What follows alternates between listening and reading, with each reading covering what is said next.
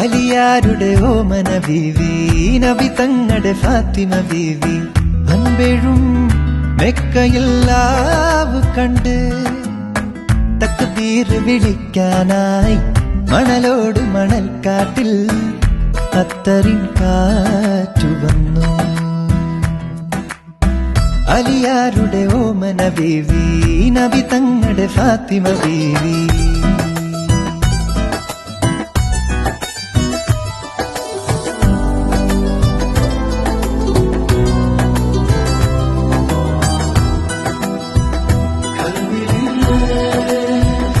ഒരേ താളം